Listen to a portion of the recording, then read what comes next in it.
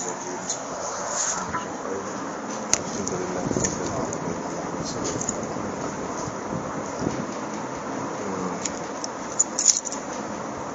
நம்ம ஈஜிப்டை பற்றி கதைக்கிறதுக்கு முதல் நமக்கு ஒரு நோக்கம் இருக்கிறோம். நாம ஏன் இவ்வளவு கூடியிருக்கிறோம்? ஈஜிப்டை பற்றி தெரிஞ்சுட்டு போய் என்ன செய்ய போறோம்? நாம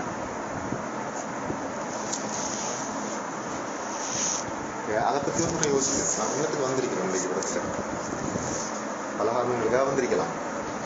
டைம் சும்மா என்ன செய்யறேன் அதுக்கு வரலாம்.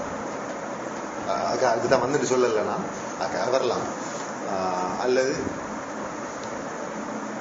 சும்மா ஒரு இன்ஃபர்மேஷன், எவ்வளோ இன்ஃபர்மேஷனை சேகரிக்கிறதுல சில ஆட்களுக்கு தானே விருப்பம். என்ன இன்ஃபர்மேஷன், இன்ட்ரெஸ்டிங்கான இன்ஃபர்மேஷனை அதுக்கு வரலாம். அப்படியே 1000 காரணத்துக்காக வந்திருக்கலாம்பா. அல்லது மோதி சார் சொல்லதாங்க எல்லாம் வந்திருக்கலாம். ஏன் ஆனால் நான் நினைக்கிறேன் என்னன்னு சொன்னால், நம்மளோட நோக்கம் என்ன வரைக்கணும்னு சொன்னால், இன்றைக்கு இதுல இருந்து நாம் எதையாவது படிச்சுட்டு போய் இந்த முஸ்லிம்கள எழுச்சிக்கு நாம் என்ன பங்களிப்பை செய்யலாம்னு யோசிக்கணும். நான் இன்னைக்கு வந்ததால இந்த எழுச்சிக்கு நான் என்ன பங்களிப்பை செய்ய போறேன்ங்கிறத யோசிக்கலாம். அப்ப நமக்கு நம்மளோட சமூகத்துக்கு அவேர்னஸ் முக்கியம். நாம முஸ்லிம் உம்மாவில் ஒரு அங்கம் தான். சரிதானே? ரசூலுல்லாஹி ஹதீஸ் சொல்றீங்க, எல்லாரும் கேள்விப்பட்டிருப்பீங்க. ஒரு முஸ்லிம் உம்மத்து ஒரு உடலை போல. அதுல ஒரு அங்கத்துக்கு காய்ச்சல் வந்தா, வலி வந்தா, துன்பம் வந்தா, மற்ற அங்கங்கள் வலியால துடிக்கும், காய்ச்சலால பாதிக்கும். இந்த ஹதீஸ் நீங்க கேள்விப்பட்டு தானே இருக்கீங்க. நான் ஹதீஸ்ல மீனிங்க சொல்றேன். அப்படி ஒரு ஹதீஸ் சொல்றீங்களா? கண்ணுல தூசி விழுந்தா கை ஓடி போற மாதிரி. என்ன அப்ப ஒரு முஸ்லிம் என்ன செய்யணும்னு சொன்னா, அந்த பெயினை ஃபீல் பண்ணணும். ஈராக்ல ஒரு பிரச்சனை நடந்தா, அல்லது எகிப்துல சிரியாவில் முஸ்லிம்களுக்கு ஒரு துன்பம் நடக்குதுன்னு சொன்னா, அந்த பெயின், அந்த வலியை நாம உணரணும். உணராட்டி நாம அந்த முஸ்லிம் உம்மத்துல ஒரு அங்கம் என்று சொல்றதுல அர்த்தம் இல்லை. ஏன் அடுத்து குஃபார்ல பாத்தீங்கன்னு சொன்னா, குஃபார்கள் உங்களை அப்படி பார்க்கல. நீங்க இலங்கை முஸ்லிம்கள் தான் பார்க்கல, நீங்க பர்மா முஸ்லிம்கள் தான் பார்க்கல. இன்றைக்கு உலகத்தில் உள்ள எல்லா முஸ்லிம்களுக்கும் பிரச்சனை வளர்ந்து கொண்டு வருது. வரேன் ஏன்னா அப்படி பார்க்கல. இலங்கையில் இருக்கிற முஸ்லிம்களையும் அடிச்சு ஒரு இடத்துல வைக்கணும். ஏன்னா முஸ்லிம் உம்மத்துல ஒரு பகுதி அவங்க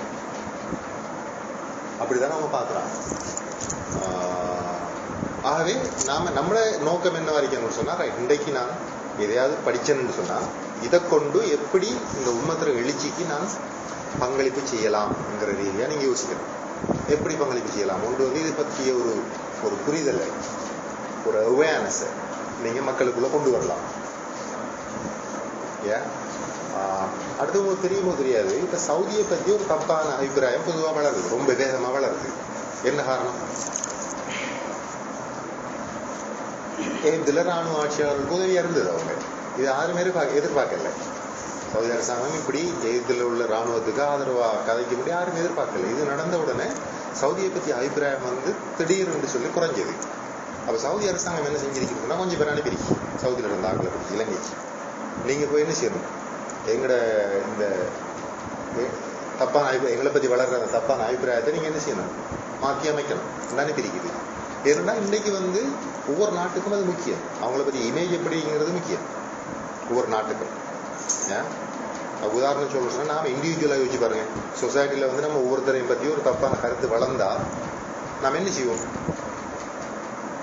அதை சீர்திருத்துறதுக்கு நம்ம முயற்சிப்போம். யோசிச்சு பாருங்க, நம்மளை பத்தி என்ன பத்தி உதாரணம், ஒரு தப்பான கருத்து வளருது சொசைட்டிக்குள்ள, ஒரு பள்ளிக்குள்ள கூடி கதைக்கானலாம், ஒரு மாதிரியா ஜும்மா பிறகு கதைக்கானலாம்னு சொன்னா நான் எப்படி ஃபீல் பண்ணுவேன்? நான் சொசைட்டில சக்சஸ்ஃபுல்லா இயங்குறேன்னு சொன்னா, என்னை பத்தி தப்பான அபிப்பிராயம் இருக்கிறது நானும் உடையல விட்டுன்னு சொன்னா நான் ஒதுங்கிறேன். ஒன்றும் செய்யல. எனக்கு அதை சீர்திருத்தத்துக்கு நான் முயற்சி எத்தனை பேர் போய் கதைப்போம். அப்படி இல்லை, இப்படி ரெண்டு விளக்கம் கொடுப்போம் இல்லையா? அது மாதிரி தான் நாடுகள் இந்த சவுதியை பத்தி ஒரு தப்பான அபிப்பிராயம் வளர்றது இல்லாமல் ஆக்குறதுக்காக கொஞ்சம் பேர் அனுப்பியிருக்கிறாங்க. அதுல காத்தாங்குடியில சிலர் கிட்டத்தட்ட ப்ரோக்ராம்லாம் நடத்திட்டு போனாங்க. சவுதி செஞ்சது சரிதான், ராணுவ ஆட்சி தான் நாங்கள் முக்கியம், ஏற்பாடு முஸ்லீம் வந்தாலும் சொன்னா சிறுபான்மையினர் இனத்துக்கெல்லாம் அவங்களுக்கு பிரச்சனை அப்படின்னு சொல்லிட்டு அவ இமேஜ் ரொம்ப முக்கியம். சரிதானே? குட்டி சவுதிக்கு இமேஜ் முக்கியம் உண்டா, நாம உருவாக்க போற அந்த ஹிலாஃபாவுக்கு எப்படியான இமேஜ் இருக்கணும் யோசிச்சு போறாங்க. அப்படி யோசிங்க, நாளைக்கு நாம ஹிலாஃபாவை கொண்டு வர போறோம். அந்த ஹிலாஃபாவை பற்றி பாசிட்டிவான இமேஜ் இருக்கணும். அப்ப அதுக்கு என்ன செய்யணும்னா, நாம சில வேலைகளை செய்யலாம். ஓகே, இப்போ இதுல இருந்து வர்றது நமக்கு அது உதவியா இருக்கும். இமேஜ் ரொம்ப இம்பார்ட்டன்ட். எப்படி ஒரு இண்டிவிஜுவலுக்கு இமேஜ் முக்கியம், அது மாதிரி தான் ஒரு ஸ்டேட்டுக்கு முக்கியம். பொலிட்டிக்ஸில் உள்ளவங்களையும் கூட தேவை, சாதாரண ஆக்களை விட. பொலிட்டிக்ஸுங்கிறது என்ன? எல்லா மக்களோட கவனத்தையும் தங்களோட பக்கம் இழுக்கணும். எல்லா மக்களும் தன்னை பற்றி நல்ல அபிப்பிராயம் வச்சிருக்கணும். அப்படின்னா தான் பொலிட்டிக்ஸில் நிலைக்கலாம் இல்லையா? அதுக்காக தான் பொலிட்டிக்ஸில் அவங்களுக்கு தெரியுமா, தாங்க நல்ல ஆக்கள்னு சொல்லி மற்ற ஆக்களுக்கு சிறு புசுற ஒரு சொல்றீங்க தானே. அப்போ ஹிலாஃபாங்கிறது ஒரு பொலிட்டிக்ஸ், அது சவுதிங்கிறது ஒரு பொலிட்டிக்ஸோட சம்மந்தப்பட்ட அப்போ இமேஜ் வந்து ரொம்ப முக்கியம் இல்லையா? ஓகே, அப்போ அந்த பேக்ரவுண்டோட நாம இதை கொஞ்சம் பார்ப்போம். ஈஜிப்ட், மிஸ்ர் என்று சொல்றது அரபு இல்லைன்னா, இதை வந்து இஸ்லாத்துக்கு கொண்டு சேர்த்தாளரு, இஸ்லாத்தோட இணைச்சால் எந்த வெற்றி கொண்டாளரு? அம்ரு இப்னு ஆஸ் ரலியல்லாஹு தஆலா முக்கியமான சஹாபி. உமர் ரலியல்லாஹு தஆலா அவங்களோட காலத்துல அம்ரு இப்னு ஆஸ் ரலியல்லாஹு தஆலா தான் இதை வந்து இஸ்லாத்தோட இணைச்சாங்க. இவங்களுக்கு ஒரு தனிச்சிறப்பு இருக்குது. உங்களுக்கு தெரியும், தாத்தாரியர்கள் அல்லது மங்கோலியர்கள் சொல்ற ஆக்கள், அவங்க வந்து எந்த யுத்தத்திலையும் தோக்கல. அவங்களை கண்டா எல்லாரும் விட்டு போட்டு ஓடுறதுதான். அப்படி ஒரு குரூரமான ஆட்கள், சரியான போர்ல இந்த பாண்டித்தியம் பெற்றார்கள். வந்து ஹிலாஃபாவோட கேபிட்டலே பிடிச்சாங்க. ஹலிஃபாவே இழுத்துட்டு போய் ஒரு தூணில் ஏற்றி வச்சு மேலுக்கு இருந்து சாக்கில் கட்டி போட்டு கீழே தள்ளி விட்டாங்க. உளுந்து மரணிச்சார் அவர். ஒரு வருஷமா ஹிலாபத்துல ஹலிஃபா இல்லாம இருந்துச்சு. ஒரு வருஷமா 2 வருஷமா இல்லாம இருந்துச்சு. கேபிட்டல் கதை முடிஞ்சு அப்படி சரியான வீரர்கள் இல்லையா? அப்படி ஒவ்வொரு முஸ்லீம் பிரதேசமா பிடிச்சிட்டு வர டைம்ல எகிப்துல இருந்த மக்கள் யோசிக்கிறாங்க என்னன்னு சொன்னா, இவங்க இங்க வரப்பலாம், அடுத்தது ஈராக்கை பிடிச்சி போட்டு ஒவ்வொரு நாடா பிடிச்சிட்டு கடைசி இங்க வருவாங்க தானே. அப்ப என்ன செய்யற, வரும் வரைக்கும் நாம காத்துக்கிட்டு இருக்கிறியா?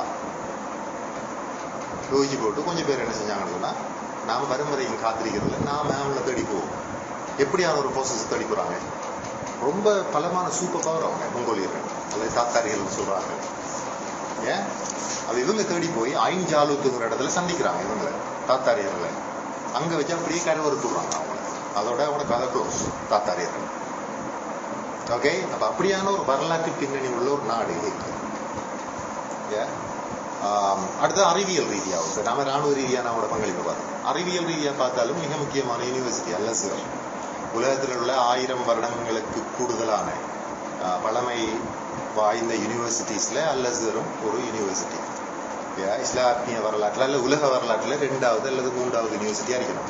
2வது யூனிவர்சிட்டின்னு சொல்றாங்க. 1வது யூனிவர்சிட்டி இருக்கிறது ஹராவிங்கிற யூனிவர்சிட்டி, ஃபெஸ்ங்கிற இடத்துல அவங்க தெரிஞ்சிருக்கணும். இடத்துல நம்ம பத்தி கழிச்சிருக்கிறோம். மொரோக்கோவில் இருக்கிறது. இது 2வது யூனிவர்சிட்டி சொல்றாங்க. அப்ப கல்வி ரீதியாகவும் ரொம்ப பங்களிப்பு செஞ்சு ஒரு முதல் வந்து ஃபத்வாவெல்லாம் அங்கிருந்து தான் வர்றது. உலகத்தில் உள்ள மிகப்பெரிய பிரச்சனைக்கெல்லாம் ஃபத்வா அங்கிருந்து தான் வர்றது. அப்படியான ஒரு இடம். அடுத்து அங்கிருந்து வந்த ஸ்காலர்ஸ் பார்த்தீங்கன்னு சொன்னா ரொம்ப ஃபேமஸான ஸ்காலர்ஸ், ஆலிம்கள். ஈஜிப்ட்ல இருந்து வந்தார்கள். யாரு சொன்னா? 2 பேர் சொன்னா. யூசுப் கர்லாவி இப்போ உள்ள ஸ்காலர்ஸ். அதுக்கு முந்தின ஸ்காலர்ஸ்ல பார்த்தீங்கன்னு சொன்னா ஹசன் அல் பன்னா, கேள்விப்பட்டிருக்கீங்க, இஹ்வால் முஸ்லிமீன். அடுத்து சையத் குதுப். இவங்க வந்து ரொம்ப முக்கியமான இன்டெலெக்சுவல்ஸ். அதாவது ஒவ்வொரு 100 வருஷங்களுக்கு ஒருக்கா நம்ம புது நபி வர்றத காரணம் தெரியும் தானே. நபி வந்து மரணிச்சு போனதுக்கு பிறகு அவர் கொண்டு வந்த மெசேஜுக்குள்ள வேற சைத்தானி இதெல்லாம் வந்து சேர்ந்து அந்த ஒரிஜினல் மெசேஜிற புனிதத்தன்மை இல்லாம போகும். அப்ப இன்னொரு நபி வந்து என்ன செய்வார்னு சொன்னா அதை புதுப்பிப்பார், பழைய செய்தியை. எல்லா நபிமாரும் கொண்டு வந்த இஸ்லாம் தான், அது தெரியும் நமக்கு. அது மாதிரி தான் ரசூலுல்லாஹ் மரணிச்சுட்டாங்க. நம்மட சமூகம் என்ன செய்யும்? தேவையில்லாத விஷயங்கள் எல்லாம் கொண்டு சேர்க்கணும். இஸ்லாத்துல புனிதத்தன்மை கெட்டு போற டைம்ல என்ன செய்வாங்க? இன்னொரு நபி வர மாட்டார். எங்களுக்குள்ள இருந்து உலமாக்கள் வருவாங்க, பெரிய உலமாக்கள் வந்து அந்த ஃபித்னாக்கு எதிராக அவங்க வேலை செய்வாங்க. வேலை செஞ்சு ஒரு பியூர் சுத்தமான ஒரு நிலைக்கு திரும்ப இஸ்லாத்தை கொண்டு வருவாங்க. அப்படி கொண்டு வந்த ஒரு ஆள் என்று சொல்லித்தான் இவங்க 2 பேரையும் பெரும்பாலான ஆக்கள் அபிப்பிராயப்படுறாங்க. யாரையும் சையத் குதுப், ஹசன் அல் பன்னா போன்ற ஆக்கள் போன நூற்றாண்டுல இஸ்லாத்தை புதுப்பிக்கிறதுக்கு வந்தார்கள். போன நூற்றாண்டுல இருக்க பிரச்சனை சொன்னா செக்யூலரிசம். இஸ்லாம் வந்து ஒரு சம்பூர்ண வாழ்க்கை திட்டம் என்கிற நிலையில இருந்து மாறிட்டு, இஸ்லாம் என்று சொன்னா பள்ளிக்குள்ளதான், இஸ்லாம் என்று சொன்னா தனிப்பட்ட வாழ்க்கை தான். அரசாங்கம் வந்து சோசியலிஸ்ட் அரசாங்கம் இருக்கலாம், கம்யூனிஸ்ட் அரசாங்கம் இருக்கலாம், முதலாளித்துவ அரசாங்கம் இருக்கலாம். ஒரு நிலை இருந்த காலம். எகிப்துல வந்து நாசர் வந்து ஒரு சோசியலிஸ்ட் அல்லது ஒரு கம்யூனிஸ்ட் அல்லது தெரியுதானவா கம்யூனிஸ்ட்னாருன்னு சொல்லி கம்யூனிஸ்ட் இருந்த காலம். முஸ்லீம்கள் நினைச்சாங்க நமக்கு அல் அஸ்ஹர் இருக்குது, நமக்கு பள்ளிவாசல் இருக்குது, நமக்கு ஜுப்பா இருக்குது. இங்க இருந்த காலம் எவ்வளவு தூரம் போய் இஸ்லாத்தை விட்டு அந்த டைம்ல வந்த ஆக்கள் தான் இவங்க வந்து சொன்னாங்க உங்களோட சிந்தனைக்குள்ள இஸ்லாம் அப்படி இல்லை. இஸ்லாத்துல மத ஒதுக்கல் இல்லை, இஸ்லாம்ல உண்டுதான் சொல்லி அப்படியான புத்திஜீவிகள் வந்த ஒரு இடம் எகிப்திய ஹசன் பண்ணா சேர்த்து குத்து. அது இன்னொரு விஷயம் சொன்னா பின்னுக்கு அந்த இன்ஃபர்மேஷன் தேவைப்படும். கோப்டிக் கிறிஸ்டியன்ஸ் என்று சொல்லி ஒரு கூட்டம் இருக்கிறாங்க ஈஜிப்ட்ல, கேள்விப்பட்டிருப்பீங்க, கிறிஸ்தவர்கள். இவங்க எப்ப இருந்திருக்காங்கன்னா ரசூலுல்லாஹ் காலத்துல இருந்திருக்காங்க. அம்ரு நாஸ் போய் பிடிச்சதுல இருந்து இப்ப வரைக்கும் முஸ்லிம்கள் தான் அங்க இருக்கிறாங்க மெஜாரிட்டியா எகிப்துல. இப்ப ஷைத்தான்கள் ஆட்சியில் இருந்தாலும் இதுக்கு முதல் கிலாஃபாட ஒரு பகுதியா இருந்தது. நான் பார்த்தேன் எப்படி தாத்தார்களுக்கு எதிராக யுத்தம் செஞ்சாங்க சொல்லி பார்த்தேன் நான். ஏன்னா அப்படியா 100% இஸ்லாமிய ஆட்சி இருந்த ஒரு பிரதேசத்துல இந்த கொப்டி கிறிஸ்டியன்ஸ் என்ன செஞ்சாங்கன்னு சொன்னா தொடர்ந்து பாதுகாப்பான முறையில இருந்தே வந்திருக்கிறாங்க இன்றைக்கு வரைக்கும். சரி, இஸ்லாத்துக்கு கீழே அவங்களோட உரிமைகள் பறிக்கப்படலை. அவங்க ரொம்ப சக்சஸ்ஃபுல்லா இருந்திருக்கிறாங்க. அந்த இன்ஃபர்மேஷன் இருக்குங்க. அடுத்து நான் பார்த்தோம் என்னன்னு சொன்னா லொகேஷனை பார்த்தோம். வரலாற்று ஒரு கேந்திர முக்கியத்துவம் மிக்க ஒரு இடம் எகிப்து. அதுல ஒன்று நான் பார்த்தோம் ஆப்பிரிக்காவையும்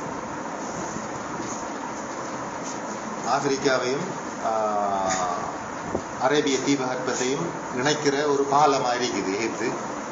அடுத்தது பனாமா இல்ல சுயஸ் கால்வாய். சுயஸ் கால்வாய் எதை இணைக்குது? மத்திய தரைக்கடலையும் ரெட் சி செங்கடலையும். மத்திய தரைக்கடலையும் செங்கடலையும் இணைக்குது. அது கூடத்தான் நாம இந்தியாவுக்கு வரணும். அதாவது ஐரோப்பியர்கள் இந்தியாவுக்கு வரணும்னா அதுக்குள்ளெல்லாம் வரணும். அல்லது சைனாக்கு போறோம்னா ஜப்பானுக்கு போறோம்னா அதுக்குள்ளெல்லாம் வரணும். அப்படி இல்லாட்டி ஆப்பிரிக்காவை சுற்றி நன்னம்பிக்கை உணவுகள் வரணும். இப்ப பாத்தீங்கன்னா அப்படி ஒரு கேந்திர முக்கியத்துவம் இடத்துல இருக்குது. எகிப்து ராணுவத்தை பாத்தீங்கன்னு சொன்னா மிகப்பெரிய ராணுவம். எகிப்து ராணுவம் மிகப்பெரிய ராணுவம். நான் நினைக்கிறேன் முஸ்லீம் ராணுவங்கள்லயே சைஸ்ல 4வது இடத்துல இருக்கிற ராணுவம்னு நினைக்கிறேன் நான். எனக்கு தெரியவே கிடைக்கல. எப்படியோ பெரிய ஒரு ராணுவத்தை கொண்ட ஒரு நாடு. அதே டைம்ல சனத்தொகையிலையும் மிகக்கூடிய நாடு. சவுதியில எல்லாம் பெருசா சனத்தொகை இல்லை. போறாங்கலாம் சொல்லுவாங்களா, இந்தியாவில எல்லாம் சனத்தொகை இல்லை.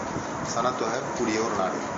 அப்ப இந்த இன்ஃபர்மேஷன் நமக்கு பார்க்குற டைம்ல இது எவ்வளவு ஒரு முக்கியமான ஒரு நாடுங்கிறது உங்களுக்கு விளங்குமே. மிக முக்கியமான ஒரு நாடு.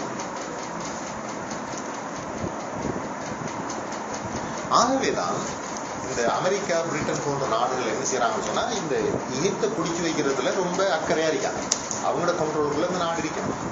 இல்லாம போனா என்ன நடக்கும்? நாம தான் அங்க ராஜா. மத்திய தரைக்கடலை நாம கண்ட்ரோல் பண்ணலாம், செங்கடலை கண்ட்ரோல் பண்ணலாம். ரெண்டையும் கண்ட்ரோல் பண்ணா இவங்களுக்கு வரையல. அது கண்ட்ரோல் பண்றதுக்கான ஆள் வளம் நம்மகிட்ட இருக்குது. எக்கச்சக்கமான ப்ராசஸ் இருக்கிறாங்க, எக்கச்சக்கமான மக்கள் இருக்கிறாங்க. ஆகவே இது முக்கியமான நாடுன்றதால இதை என்ன செய்யறாங்கன்னா அவங்க தான் கண்ட்ரோலுக்குள்ள வச்சு கொண்டதுக்கு முயற்சி செய்யறாங்க. நெப்போலியன் போய் பிடிச்சது பிடிச்சி 2 வருஷம் தான் அங்க இருக்க கிடைச்சது நெப்போலியனுக்கு. நெப்போலியன் போனபார்ட் பெரிய சண்டியன் அது சொல்லுவாங்க தானே. போய் 2 வருஷம் மாத்திரம் தான் அவருக்கு அதை பிடிச்சி வைக்கிறீங்க கிடையாது. 2 வருஷத்துக்கு பிறகு விட்டு போட்டு அவர் போயிட்டார். அதுக்கு பிறகு பிரிட்டிஷ்காரர்கள் பிடிச்சிருந்தாங்க. அப்போ ஒரு கட்டத்துல பிரிட்டிஷ்காரர்கள் ஆதிக்கத்துல இருந்துக்குது. இப்ப அது 6 ஆதிக்கத்துல இருக்குன்னா அமெரிக்காவோட கண்ட்ரோல்ல இருக்குது டோட்டலா. நம்ம தெரியும் 3.3 பில்லியன் அமெரிக்கன் டாலர்ஸை லஞ்சமா கொடுத்துக்கிட்டே இருக்காங்க இப்ப. சரியா? நம்ம வெளியில சொல்றேன் 1.3 பில்லியன் டாலர் காசை உதவியாக கொடுக்குறேன்னா சொல்றான், பிச்சை கொடுக்குற மாதிரி. அமெரிக்கா உதவியா கொடுக்குறாங்க இல்லை. அந்த 1.3 பில்லியனுக்கு பதிலா என்னத்தை கொடுக்குறாங்க இவங்க? அதுதான் யோசிக்கணும். அது ஒரு பிசினஸ் நடக்குது அங்க. என்னத்தை கொடுக்குறாங்கன்னு சொன்னா இஸ்ரேலுக்கான பாதுகாப்பு அவங்க வழங்குறாங்க. எகிப்து தான் இஸ்ரேலுக்கான பாதுகாப்பை வழங்குறது. ஏன்னா எகிப்தில் உள்ள முஸ்லீம்கள் இஸ்ரேலுக்கு எதிராக ஜிஹாத் செய்யறது தடை செய்யறது எகிப்து ராணுவம்.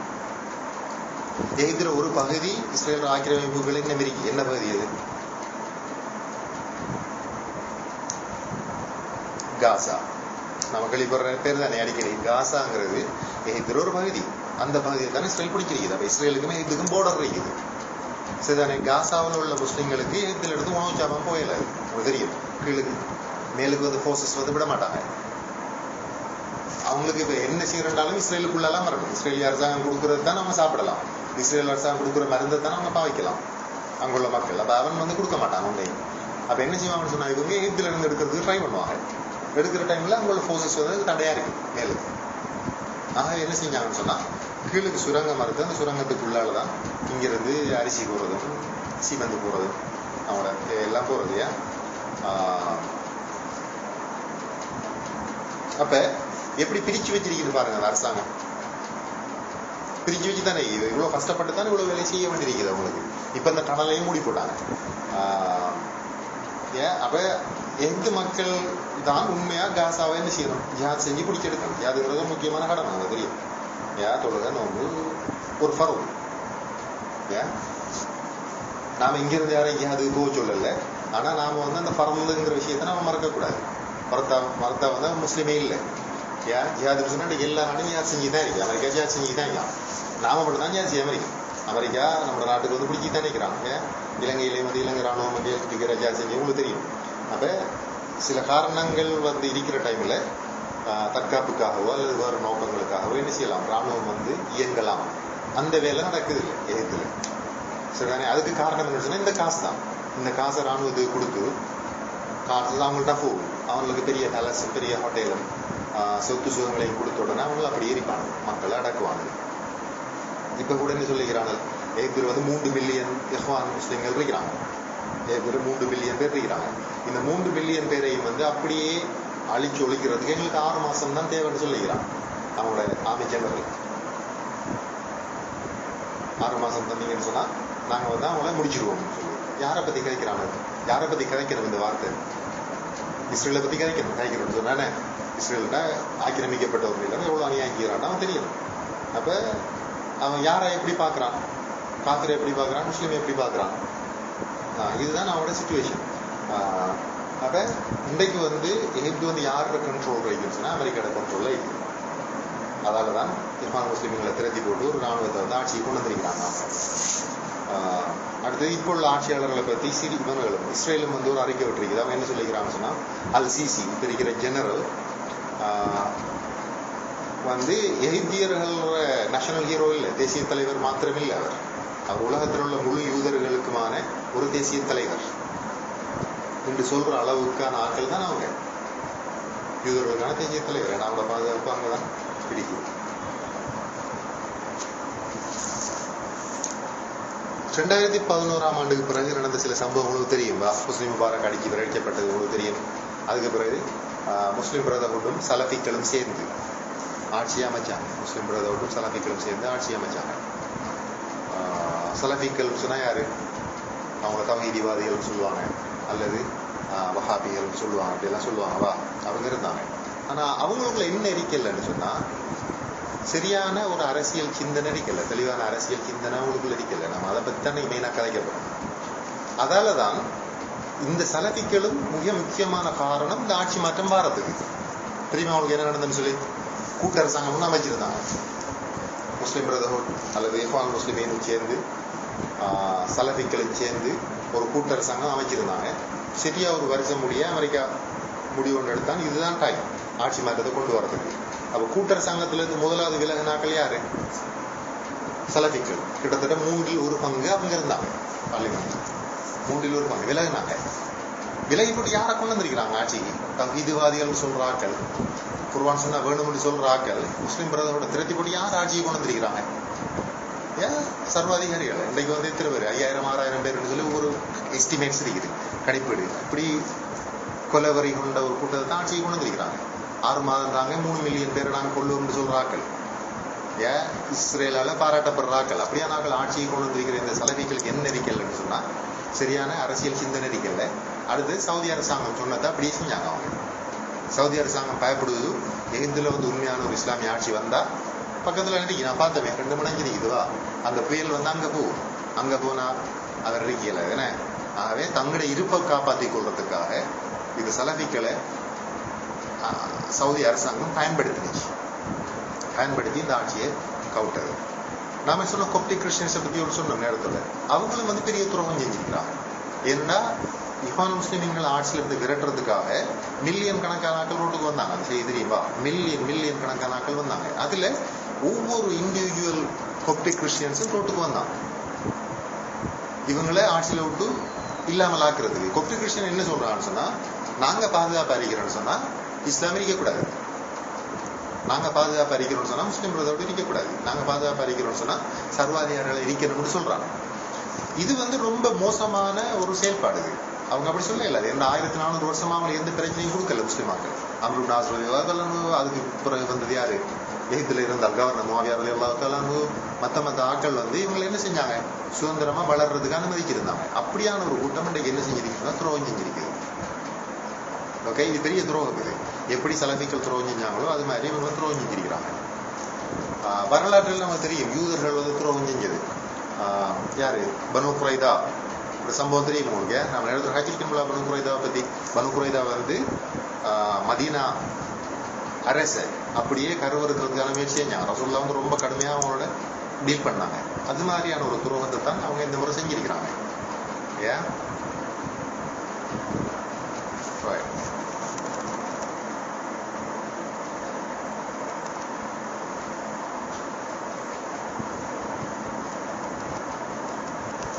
சில உங்களுக்கு தெரியுங்களா, அல்ஜீரியாவில் நடந்த மாதிரியான ஒரு நிகழ்வு தான் இங்கேயும் நடக்க போகுது. அல்ஜீரியாவிலையும் 1,00,000 பேரையும் நம்ம கொண்டாங்க.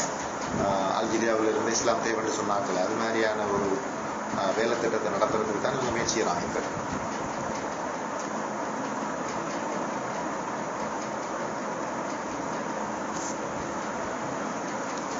இப்ப சவுதி அரசாங்கம் தொடர்பா அல்லது கல்ஃப்ல இருக்கிற சில முஸ்லிம் அரசாங்கங்கள் தொடர்பா நமக்கு சில பார்வை இருக்கணும்.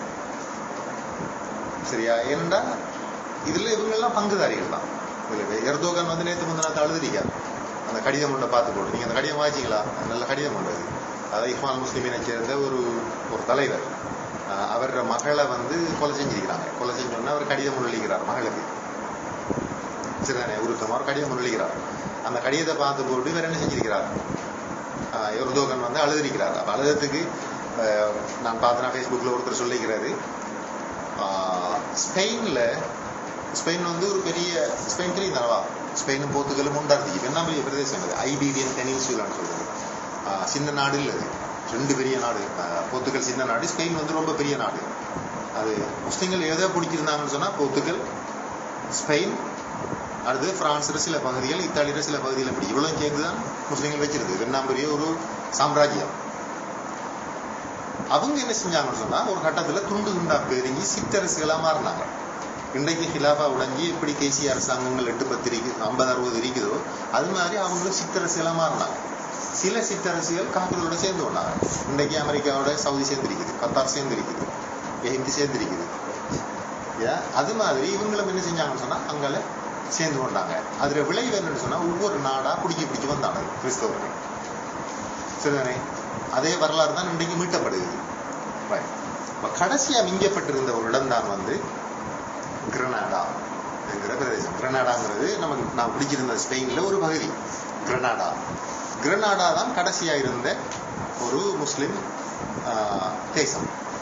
கிரனாடாவை வந்து பிடிச்சிட்டாங்க கிறிஸ்தவர்கள். பிடிச்ச உடனே 1504ஆம் ஆண்டு 1502ஆம் ஆண்டு பிடிக்கிறாங்க. பிடிச்ச உடனே அவ்வளவுதான், முஸ்லிம்கள் ஆட்சி வந்து கம்ப்ளீட்டா முடிவுக்கு வருகிறது. முடிவுக்கு வர டைம்ல கிரனாடாவை சேர்ந்த அந்த மன்னன், அந்த முஸ்லிம் மன்னன் வந்து கிரனாடாவை திரும்பி பார்த்து அழுதான். அவன் அந்த அகதியா போறாரு. அவர் முஸ்லிம் மன்னர் விட்டு போறாரு. அவர் அழுகிற டைம்ல அந்த அந்த ஆட்சியாளர் தாய் அவரை கூப்பிட்டு சொன்னாவாம், ஒரு ஆம்பளைய போல உன்னால இந்த தேசத்தை பாதுகாக்க முடியல, நீ இன்றைக்கு ஒரு பொம்பளை போல அழுகிறத நிப்பாட்டுன்னு சொல்லி. ஏன் அப்ப அந்த தாய்க்குள்ள இருந்த அந்த உணர்வை பாருங்க. ஒரு முஸ்லிம் ஆட்சியாளர் எப்படி இருந்திருக்கணும், ஒரு ஆம்பளைய போல அந்த பிரதேசத்தை பாதுகாத்திருக்கணும். நீ அதை செய்யல, ஆனா இன்றைக்கு நீ ஒரு பொம்பளைய போல அழுது கொண்டிருக்கிறான். அப்ப எர்தோகானுக்கு வந்து அவங்க சொல்றாங்க என்னன்னு சொன்னா, நீங்க தான் செய்யறாங்க. ஒரு ஆம்பளைய போல நீ என்ன செய்யணும், பாதுகாக்கணும். உனக்கு ஒரு பொறுப்பு இருக்குது. சிரியாவுக்குள்ள வந்து ஆசாத் அநியாயம் செய்யறான்னு சொன்னா நாம கூட்டிக் கொண்டு விடையல. அது அமெரிக்கனை நேட்டோவை கூட்டிக் கொண்டு விடையல. அது நாம காப்பீர்கள் எல்லாம் என்ன செய்வான், அவன் எல்லாத்தையும் அவன் எடுத்துக்கொள்வான். நம்மகிட்ட தரப்போறான். திரும்ப தரப்போறோம் இல்லைன்னா. இன்றைக்கு இதுல சிரியாவில் நடக்கிற பிரச்சனைக்கு இவங்க தலையிடணும்னு சொல்லி, யாரு, ஐரோப்பிய யூனியன் தலையிடணும்னு சொல்லி ஈரான் சொல்லி இருக்குது. இப்ப வந்து ருஹானியா, ஹசன் ருஹானியா அவர் பேரு ஜனாதிபதி சொல்லியிருக்கிறார். இது ஒரு தீர்வு இல்லை. நாங்க எப்படி கூட்டிக் கொண்டு வருவது, இந்த பிரச்சனையை பார்த்து முடிச்சுத்தான்னு சொல்லி காப்பீர்களை கூட்டிக் கொண்டு விடையல. தானே அப்ப உங்களுக்கு பொறுப்பு இருக்கு. முஸ்லீம் ஆட்சியாளருக்கு ஒரு பொறுப்பு இருக்கு. என்னன்னு சொன்னா முஸ்லீம்களை பாதுகாக்கிறது. ராணுவத்தை நீங்க அதுதான் வச்சிருக்கிறீங்க. நீங்க பாதுகாக்கல, ஆம்பளைய போல பாதுகாக்கல, ஆனா அன்றைக்கு நீங்க பொம்பளைய போல அழுது கொண்டிருக்கிறீங்க அப்படின்னு சொன்னாங்க. அப்ப இந்த முஸ்லீம் அரசியல் சம்பந்தமா நமக்கு இருக்க வியூ என்னன்னு சொன்னா, முஸ்லீம் அரசியல் பல பிழைகள் நமக்கு தெரியும். ஒன்று வந்து தேசிய அரசு இருக்கையிலாது நமக்கு தெரியும், அது ஹராம், அது இருக்க முடியாது தேசிய அரசு. அடுத்து வந்து செக்யூலர் ஆட்சி, மதச்சார்பு இல்லாத ஆட்சி வந்து இருக்க முடியாது, அது ஹராம், அது நமக்கு தெரியும். வெண்டைக்கு நான் பார்க்க போறோம்னு சொன்னா, முஸ்லிம் நாடுகளுக்கும் முஸ்லிம்களின் விரோதிகளுக்கும் இடையிலான உறவு. இன்னைக்கு வந்து சவுதி அரேபியாவுக்கும் அமெரிக்காவுக்கும் இடையிலான நெருங்கிய உறவு இருக்குது. அவங்க வந்து கூட்டமைப்பு செஞ்சிருக்கிறாங்க. கத்தாருக்கும் அமெரிக்காவுக்கும் வந்து உறவு இருக்குது. இவங்க வந்து முஸ்லிம்களோட எதிரிகள் தானே. முஸ்லிம்களோட எதிரிகளோட முஸ்லிம் நாடுகள் வச்சிருக்கிற உறவு சம்பந்தமா நாம என்ன சொல்லுதுன்னு சொல்லி பார்ப்போம் ஒரு ஃபத்வாவோட. சரியா?